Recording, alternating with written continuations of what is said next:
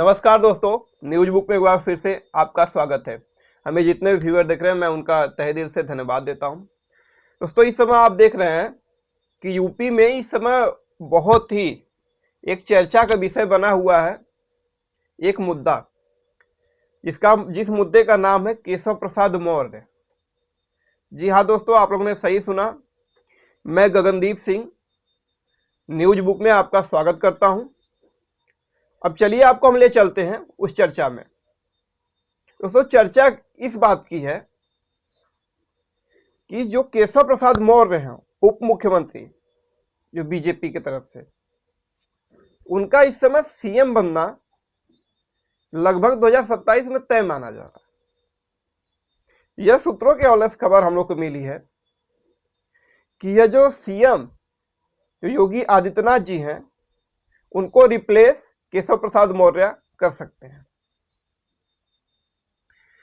अगर उनको रिप्लेस करते हैं तो आप लोग को आश्चर्य ना हो, क्योंकि ऐसा बहुत दिनों से चल रहा है। क्योंकि यूपी में क्या, पूरे भारत में इसकी चर्चा है और केशव प्रसाद मौर्य को सुपर सीएम के रूप में दिखाया जा रहा है। आप लोगों ने देखा होगा कि बीते दिनों में एक पब्लिक प्लेस, एक प्रोग्राम हो रहा था वहां पे एनडीए का। वहां पे केशव प्रसाद मौर्य को बाकायदे मुख्यमंत्री बता दिया गया था। आप लोगों ने देखा होगा होर्डिंग में कि होर्डिंग में केशव प्रसाद मौर्य लिखा था और उप मुख्यमंत्री की जगह मुख्यमंत्री लिख दिया गया था।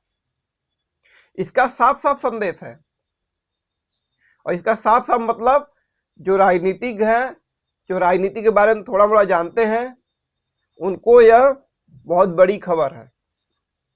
केशव प्रसाद मौर्य को यह गलती से नहीं हुआ था, क्योंकि अंदर से रिपोर्ट आ रही है कि यह गलती करवाया गया था। और यह गलती क्यों करवाया गया था और किसके लिए करवाया गया था, यह तो केशव प्रसाद मौर्य ही बता पाएंगे या बीजेपी का आला कमान ही बता पाएगा। लेकिन देखने वाली बात होगी दोस्तों यह कि जो योगी आदित्यनाथ हैं, क्या वह आसानी से कुर्सी छोड़ने के लिए तैयार होते हैं? ऐसा तो हमें नहीं लगता, क्योंकि जो केशव प्रसाद मौर्य हैं वो देखा जाए तो आला कमान के बहुत करीब हैं। आप लोग जानते हैं कि अमित शाह के बहुत करीबी माने जाते हैं केशव प्रसाद मौर्य, और जो नरेंद्र मोदी हैं उनके भी करीबी केशव प्रसाद मौर्य माने जाते हैं। आप 2017 का चुनाव उठा लीजिए या 2019 का चुनाव उठा लीजिए, उन्हीं के नेतृत्व में उत्तर प्रदेश में दोनों चुनाव लड़े गए थे। और आप लोग से छिपा नहीं है, और यह किसी से नहीं छिपा है कि 2017 में क्या परिणाम आए थे और 2019 में भी क्या परिणाम आए थे। और वही बात की जाए 2022 में, तो योगी जी के चेहरे पे चुनाव लड़ा गया था, और 2024 का लोकसभा चुनाव योगी जी के चेहरे पे लड़ा गया था, लेकिन योगी जी का चेहरा फेल साबित हुआ। क्योंकि दोस्तों, आप लोग देखे होंगे कि जो बीजेपी 65 से 70 सीटों पर थी, वह बीजेपी घट के 30 से 32 सीटों पर आ जाती है। तो अगर देखा जाए तो केशव प्रसाद मौर्य 2017 में प्रदेश अध्यक्ष बनते हैं। उसके बाद बीजेपी बहुत दिनों बाद सत्ता में वापसी करती है उत्तर प्रदेश में, एक बड़े राज्य में। उसके बाद 2019 में भी केशव प्रसाद मौर्य का ही चेहरा चला और बीजेपी बम्पर लोकसभा में सीटें लेकर आई। उसके बाद योगी आदित्यनाथ का जब चेहरा आया तो 2022 में योगी जी के चेहरे पर भी सीटें आई, लेकिन जितना केशव प्रसाद मौर्य के चेहरे पर सीटें आई, उतना सीटें योगी जी के चेहरे पर नहीं आ पाई। आप लोगों ने देखा होगा कि अखिलेश यादव ने ठीक ठाक टक्कर दे दी थी विधानसभा चुनाव में, एक बढ़िया विपक्ष उभरा।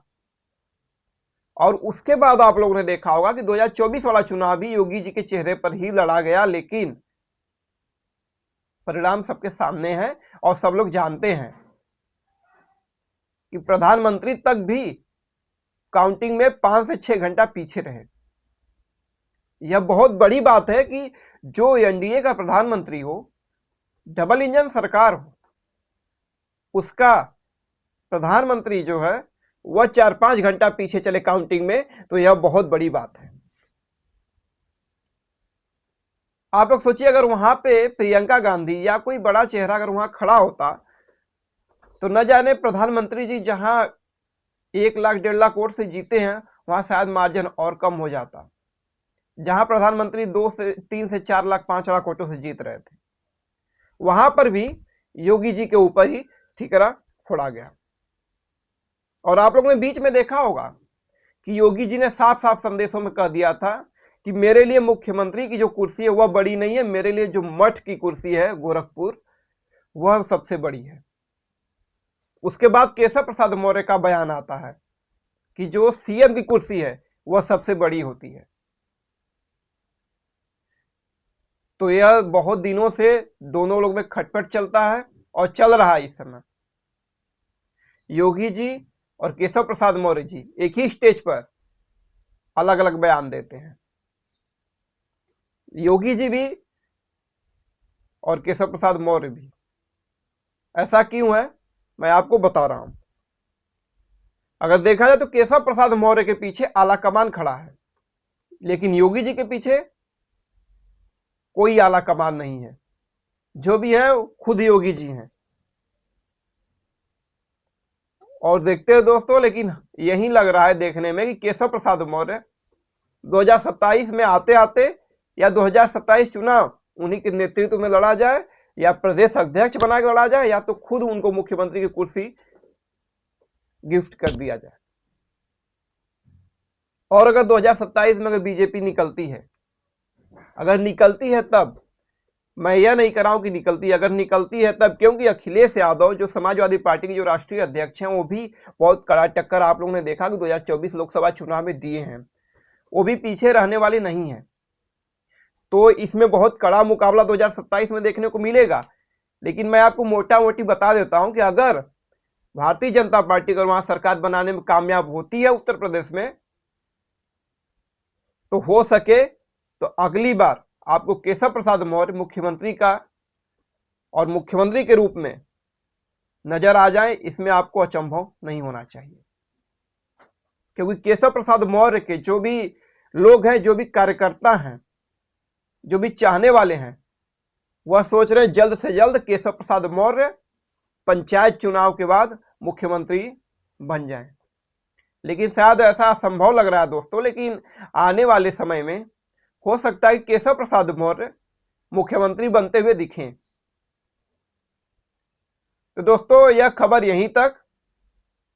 फिर अगर इससे जुड़ी कोई भी खबर अगर हमको मिलती है तो फिर मैं आपको बताऊंगा। और चर्चा का विषय यहीं तक था। अगर कोई भी चर्चा अगर उत्तर प्रदेश की राजनीति में होती है तो मैं आपको जरूर आपसे रूबरू होऊंगा और आपसे जरूर जुड़ूंगा और आपको जरूर बताने का काम करूंगा। हमारे चैनल को सब्सक्राइब कर लीजिए न्यूज बुक 0005 को, और फॉलो करना मत भूलिए। कमेंट बॉक्स में अपना राय जरूर दीजिए। नमस्कार दोस्तों, आप अपना ख्याल रखिए, स्वस्थ रहिए, मस्त रहिए, अपने काम में व्यस्त रहिए।